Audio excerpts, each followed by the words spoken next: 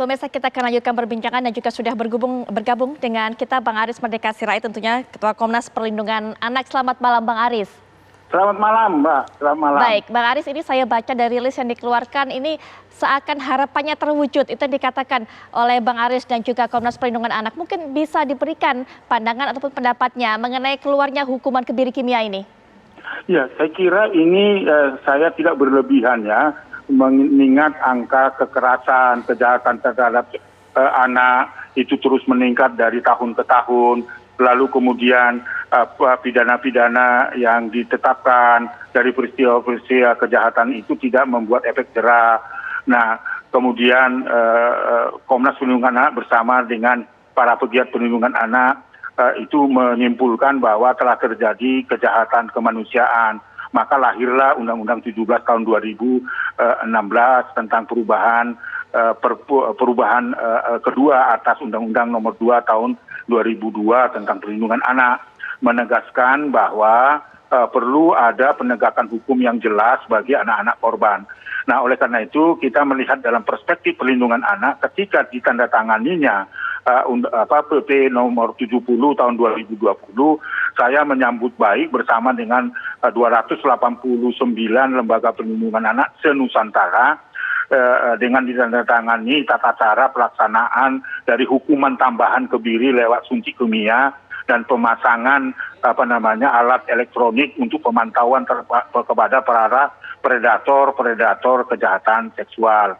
Jadi saya kira dengan ditandatanganinya Bapak Presiden tanggal 7 Desember yang lalu, ini adalah hadiah bagi anak Indonesia memasuki atau menjalani tahun 2021, di mana ancaman-ancaman kekerasan, darurat kekerasan itu sudah masuk dalam kategori abnormal. Baik. Jadi tidak bisa lagi diterima oleh akal sehat manusia. Oleh karena itulah tidak berlebihan Komnas Perlindungan Anak bersama lembaga perlindungan anak di seluruh Nusantara mengamini itu, mendukung ini, karena ini adalah patut untuk kita laksanakan sebagai upaya melakukan perlindungan bagi anak. Karena apa? Dasarnya karena anak ini tidak mampu membela dirinya, lalu diperkosa, lalu dibunuh, dihilangkan hak hidupnya. Baik. Itu sedang terjadi. Angka kekerasan, kejahatan terhadap anak, khususnya pelanggaran terhadap anak, ada pencatatan kami yang terus-menerus meningkat. 52% adalah didominasi oleh kejahatan seksual yang dilakukan dengan berbagai bentuk modus operandi yang sangat memilukan. Misalnya telah terjadi kejahatan seksual dalam bentuk geng rape.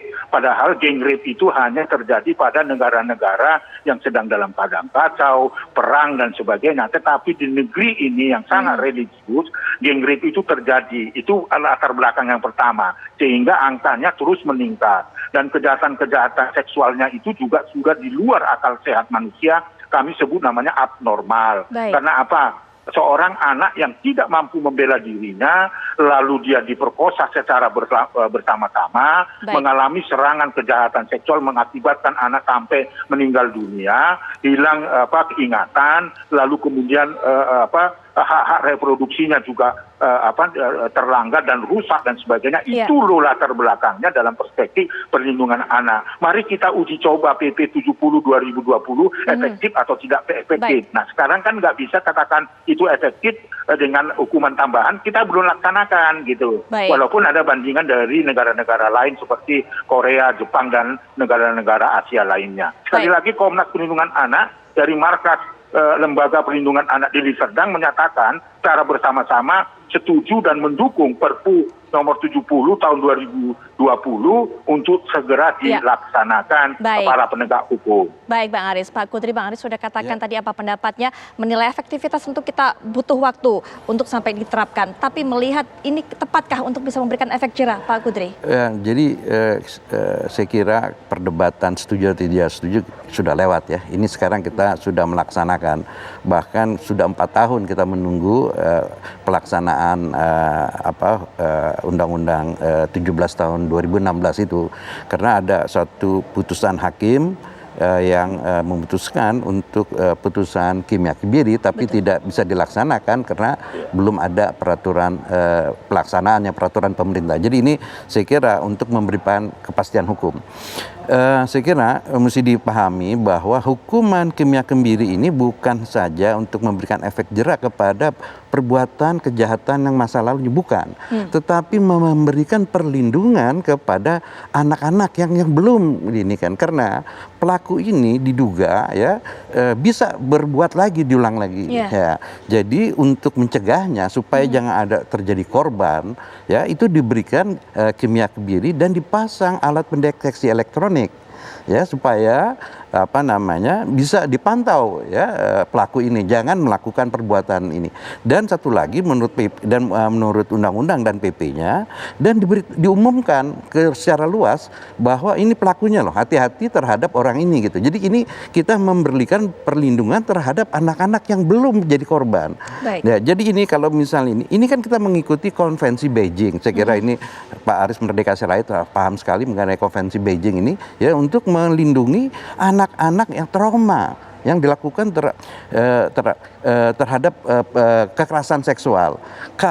Kalau misalnya sampai meninggal, oke, misalnya tidak. Tapi kalau misalnya dia tidak meninggal, ini sangat traumatis. Dan ini jadi kita kira ada statistik ya sudah menunjukkan bahwa ini harus ada pencegahannya. Memang ini suatu hukuman yang yang mungkin putusan yang agak sulit, tapi harus diambil keputusan ini. Dan juga ini bukan terus-terusan, ya. Jadi ini setelah masa hukuman pokok penjaranya selesai, baru dilakukan tindakan kebiri kimia dan selama 2 tahun. Dan menurut PP ini juga tidak serta-merta, ya kan, langsung dilakukan. Jadi harus ada tahapan wawancara klinis dan psikiatri.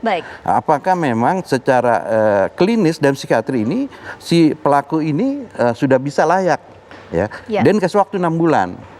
Kalaupun sudah 6 bulan tidak bisa sudah 6 bulan dilakukan survei lagi bahwa tidak bisa dilakukan, maka jaksa penuntut umum itu sebagai eksekutor akan ke pengadilan, ke hakim. Pak, ini gimana putusan ini, karena sudah setahun tidak bisa dilaksanakan. Jadi saya kira memang pelaksanaannya itu bukan sembarangan, tentu ada tahapan-tahapannya. Dan menurut PP ini setelah masa itu selesai, itu akan dikasih rehabilitasi, ya, rehabilitasi klinis dan psikiatri. Apakah ada efek klinis ya terhadap pemberian kebiri kimia itu, dan ada nggak akibat psikiatri, juga ya? Jadi ini juga akan terus dipantau. Ya, jadi pembuat undang-undang juga memikirkan juga korban ini. Jadi begini, mesti dilihat ya, dalam suatu peristiwa kejahatan itu kan ada 2 sisi, dari sisi pelaku dan sisi korban. Nah, mungkin kita tahan di situ Pak Kudri. Kita akan tahan di situ sebelum kita lanjutkan lagi, tapi mungkin kita minta tanggapan dari Pak Taufan Damanik terhadap apa tadi yang sudah disampaikan oleh baik Bang Aris maupun juga Pak Kudri Sitompul. Karena memang ini bukan hanya memberikan efek jera Pak Taufan, tapi juga untuk pencegahan ke depannya. Dan juga mungkin ada tanggapan mengenai mereka, para pelaku ini, predator seksual yang kemudian nantinya dipakaikan pendeteksi elektronik, termasuk juga diumumkan namanya sehingga masyarakat mengetahui. Silakan Pak Taufan. Yang akan dikebiri kimia itu kan 1 orang pelaku, sementara calon korban kekerasan seksual terhadap anak itu ada di mana-mana. Jadi dia nggak langsung berkolerasi. Kemudian mungkin perlu juga dipelajari satu kasus yang menarik, karena Inggris kan juga menerapkan. Tapi Inggris sekarang tidak lagi mengimplementasikan itu setelah ada kasus Alan Turing itu, di mana pelaku ini setelah dikasih kebiri kimiawi itu kemudian mengalami dampak psikologis yang akhirnya bunuh diri gitu ya. Saya setuju bahwa tindakan kekerasan terhadap anak itu sangat kejam. Tapi tidak berarti satu tindakan yang sangat kejam harus kita lawan juga dengan satu tindakan yang kejam lainnya. Jadi filosofi kita dalam melakukan pencegahan atau pemidanaan ini kan bukan dalam konteks balas dendam, tapi juga dalam konteks merehabilitasi atau mencegah terjadinya tindak-tindak kekerasan seksual terhadap anak ini. Jadi sekali lagi kami sangat concern dengan kekerasan seksual terhadap anak itu. Saya kira Bung Aris tahu persis, kami 30 tahun sama ya bekerja untuk anak-anak di Indonesia ini. Bahkan satu teman kita bersama itu dapat Nobel itu, Kailas Satyarthi. Kita belum. Nah, tetapi problemnya tidak sesederhana yang kita bayangkan untuk melakukan pencegahan perlindungan terhadap anak-anak itu hanya dengan tindakan ini gitu. Dia jauh lebih kompleks dari yang kita bayangkan itu. Yang itu. Nah, saya baca tadi PP-nya itu, saya agak sedikit berbeda dengan Bang Kodri Sitompul ya. Kalau saya membayangkan, kalaupun ini kita terapkan karena sudah jadi PP, undang-undangnya sudah berlaku dan belum kita lakukan revisi, maka menurut saya konteksnya harus dikerangkakan dalam rehabilitasi. Gitu. Jadi bagaimana supaya langkah-langkah ini dalam konteks rehabilitasi, bukan sebaliknya setelah dikebiri secara kimiawi baru kemudian rehabilitasi. Saya tentu melihatnya bagaimana ini dilihat dalam kerangka rehabilitasi. Nah, karena itu menurut saya selain tadi ya satu kajian yang betul-betul sangat selektif itu harus kita lakukan, juga pengawasannya. Ini penting karena sekali lagi contoh Alan Turing itu menimbulkan satu dampak psikologis yang luar biasa. Baik. Dan kemudian si pelaku yang kemudian dikasih kebiri kimiawi ini bunuh diri. Dan ini kan bukan sesuatu yang juga kita inginkan dalam penerapan sistem hukum kita ya. Apalagi sekali lagi saya katakan hukum kita tidak dalam rangka membalas dendam, kejahatan dibalas dengan kejahatan, kekejaman dibalas dengan kekejaman, bukan seperti itu. Jadi kita ingin membangun sebuah peradaban yang lebih baik, terutama bagaimana anak-anak kita di masa depan itu menjadi anak-anak yang memang merdeka, bebas dan tentu terlindungi dari kemungkinan mendapatkan kekerasan. Saya kira itu. Ya. Tapi memang debatnya karena sudah jadi PP, ya tentu bagaimana kita selimitatif mungkin melakukan itu dengan pengawasan dan dengan seleksi yang juga sangat harusnya sangat kritis, sangat serius itu. Baik, jadi Pak tidak Taufan, sembarangan. Iya, Pak Taufan Dama, ini kami dapatkan poin-poinnya. Terima kasih Pak Taufan sudah bergabung dengan kami selaku Ketua Komnas HAM dalam diskusi ini, memberikan pandangannya dan juga catatannya. Nanti tentunya akan kita bahas selanjutnya bersama Pak Kudri, Bang Ali Cuka dan juga Bang Aris Merdeka Sirait. Kami juga akan bawa Anda untuk mendengarkan keterangan yang disampaikan oleh pihak pengacara dari Aris. Ini merupakan terdakwa pelaku pemerkosaan terhadap 9 anak di bawah umur dari Kabupaten Mojokerto, Jawa Timur yang juga sudah dijatuhi vonis kebiri kimia. Tapi sesaat lagi kami segera kembali. Pemirsa, kita akan lanjutkan perbincangan. Langsung saja kita berikan kesempatan Pak Kudri untuk memberikan tanggapan terhadap apa yang disampaikan oleh Pak Taufan Damanik tadi. Janganlah kita kemudian kekerasan dibalas kekerasan, dan juga tadi andai kata memang nanti diharapkan adanya limitasi ataupun pembatasan yang ketat untuk bisa memperlakukan ataupun menerapkan adanya kebiri kimia ini, Pak Kudri. Iya, mesti dipahami ya bahwa pemberian kebiri kimia ini sebenarnya adalah hukuman tambahan, bukan hukuman pokok. Hukuman pokoknya itu sudah selesai. Ya. Jadi kita bukan bicara mengenai filsafat penghukuman. Apakah ini penghukuman balas dendam atau kita memberikan membuatkan dia memperbaiki diri ya, dengan konsep pengayoman hukuman pidana teori pemidanaan kita itu kan memberikan supaya orang itu menjadi baik kembali dengan teori pengayoman itu. Bukan, di situ sudah selesai. Tetapi ini kita adalah betul ini ada putusan, tetapi ini adalah untuk kedepannya, jangan ada lagi korban-korban lagi gitu loh. Baik. Jadi ini kita bukan bicara filsafat penghukuman, tapi kita bicara perlindungan terhadap anak, karena anak-anak itu juga ada hak asasinya dan konstitusi kita juga melindungi bahwa ada anak untuk diberikan perlindungan masa depan yang baik. Nah, dan juga Indonesia itu juga sudah mengikuti konvensi Beijing. Jadi sekali lagi untuk dipahami bahwa ini bukan hukuman untuk perbuatan yang sudah dilakukan yang masa lalu, tetapi untuk melindungi anak-anak yang lain dari perbuatan si pelaku ini gitu. Ya, baik. Nanti sebelum kita berikan kesempatan kepada Bang Ali ataupun Bang Aris untuk berikan tanggapan ataupun pendapatnya, kita sudah terhubung ini dengan Pak Handoyo selaku pengacara dari Aris. Ini terdakwa pelaku pemerkosaan terhadap 9 anak di Mojokerto yang juga mendapatkan hukuman yaitu kebiri kimia. Selamat malam Pak Handoyo. Selamat malam. Baik. Mbak Putri Piala. Baik, Pak Handoyo mungkin bisa berikan tanggapan terhadap PP yang kemarin sudah ditandatangani oleh Pak Jokowi. Kalau kemarin yang kami dapatkan informasi ketika kebiri kimia itu diberikan hukumannya oleh Pengadilan Negeri Mojokerto, waktu itu masih susah untuk pelaksanaan, tidak ada hukuman, atau maksud kami tidak ada aturan berikutnya. Ya, nah sekarang sudah ditandatangani, ada tanggapan dari Pak Handoyo mengenai hal ini? Ya, terima kasih Mbak Putri. Jadi pendapat saya, sebetulnya saya cukup bersyukur ada PP 70/2020 yang sudah ditandatangani oleh Bapak Jokowi. Tentunya kaitannya dengan adanya kepastian hukum yang merupakan satu ciri daripada negara hukum. Sehingga tidak terjadi polemik seperti yang kemarin yang dikatakan dari hak asasi manusia ataupun dari fungsi ID sendiri yang tidak mau melakukan eksekusi karena bertentangan dengan kode etik dan sebagainya. Cuman tadi saya sependapat karena saya juga baru connect ini, pendapat dari yang sebelumnya dari saya. Pak Kudri Sitompul ini Pak. Iya, dari mana Bu, Mbak Petri? Baik, ahli hukum pidana Pak Kudri Sitompul, Pak Handoyo. Baik. Dari Pak Sitompul, saya berikan apresiasi bahwa saya juga sependapat bahwa ini bukan kepada mereka yang dahulu, pada mereka yang telah melakukan, tapi ini kepada mereka yang kedepannya supaya tidak melakukan. Intinya seperti itu. Mungkin saya ada keterlambatan informasi tentang apa yang disampaikan beliau, tapi saya sempat mendengar pernyataan seperti itu. Jadi ini PP ini keluar setelah klien kami Aris sudah divonis hukuman. Walaupun terhadap perkara yang satunya masih ada di tingkat kasasi, tapi dengan asumsi bahwa andai kata tetap hukumannya, itu sebetulnya ini Aris ini andai kata pun dipaksakan untuk dilakukan, ini baru 2039.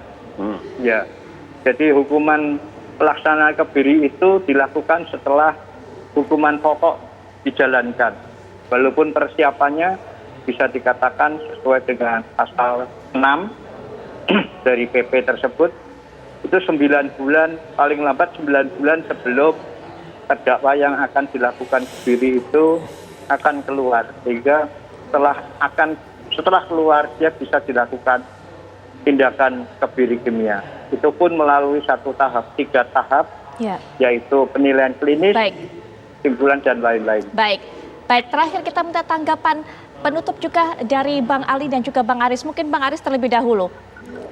Iya, saya kira marilah kita laksanakan PP 70/2020 ini. Kita jalankan dulu ya dalam kerangka memberikan perlindungan bagi anak-anak. Karena ini sudah ditunggu-tunggu seperti apa yang saya katakan, jurisprudensi sudah pernah terjadi di PN Bangkalan, PN Surabaya, Mojokerto dan sebagainya, bahwa ada tambahan hukuman pemberatan istilahnya lewat suntik kimia itu. Saya kira mari kita tegakkan ini supaya kita tidak berandai-andai. Karena eksekutornya itu ditentukan oleh putusan pengadilan adalah jaksa. Jaksa akan berkonsultasi dengan Kementerian Sosial, Kementerian Hukum dan HAM, Kementerian Kesehatan dan sebagainya. Sekali lagi, Komnas Perlindungan Anak bersama Lembaga Perlindungan Anak se-Nusantara akan mengawal PP 70/2020 ini supaya itu berjalan dengan efektif, karena ini kami anggap sekali dalam perspektif perlindungan anak. Lepas bahwa kita debat-debat dengan data-data itu, tetapi sekarang ini anak membutuhkan perlindungan dari semua pihak, termasuk produk hukum peraturan pemerintah nomor 70 tahun 2020. Sekali lagi terima kasih untuk Pak Jokowi, karena ini adalah harapan dari anak-anak Indonesia, harapan dari Komnas Perlindungan Anak dan LPA dari seluruh Nusantara. Baik, terakhir penutup Bang Ali Mohtar Ngabalin, silakan Abang. Ya, terima kasih Mbak Putri ya. Jadi begini, kalimat yang paling mendasar, kata kunci tadi dari Bang Aris. Saya senang, saya bangga bahwa ini peraturan pemerintah adalah aturan teknis terkait dengan penetapan undang-undang yang telah dilaksanakan. Peraturan pemerintah ini ya dan undang-undang sendiri itu adalah bagaimana langkah-langkah dan upaya-upaya negara yang dilakukan oleh pemerintah ya untuk memberikan perlindungan kepada masa depan generasi. Tadi saya kira kalau masih ada Bang Taufan, saya agak sedikit keberatan kalau menggunakan diksi balas dendam dalam undang-undang maupun peraturan pemerintah. Saya kira tidak ya. Itu makanya tadi dari awal saya katakan bahwa bukan saja Indonesia, tapi hampir sekian banyak negara-negara yang menerapkan hukuman ini. Tapi kita bersyukur kepada Allah Subhanahu wa Ta'ala, nanti pada masa pemerintahan Presiden Joko Widodo baru undang-undang dan peraturan pemerintah ini diterapkan. Itu artinya tadi kata kunci yang disampaikan oleh Bang Aris bahwa ini adalah kewajiban negara. Meskipun apresiasi itu disampaikan terima kasih kepada Presiden, tapi saya mau bilang bahwa saya kira ini adalah tanggung jawab negara dalam memberikan perlindungan terhadap masa depan generasi maupun anak-anak kita. Dengan begitu maka yang paling penting adalah undang-undangnya sudah ditetapkan, peraturannya sudah ditandatangani oleh Presiden pada tanggal 7 Desember 2020 kemarin, maka mari kita laksanakan, kita lihat ke depan apa dan bagaimana kemudian bisa mengevaluasi atau melakukan perbaikan-perbaikan. Ya, tapi langkah-langkah ini harus segera dilakukan. Itu aja Mbak Putri. Baik Bang Ali. Terima kasih sudah terlibat tentunya dalam diskusi ini. Terima kasih juga Bang Aris Merdeka Sirait. Pak Handoyo juga terima kasih sudah meluangkan waktu. Pak Kudri Sitompul, makasih sudah memberikan pandangan hukumnya mengenai hal ini.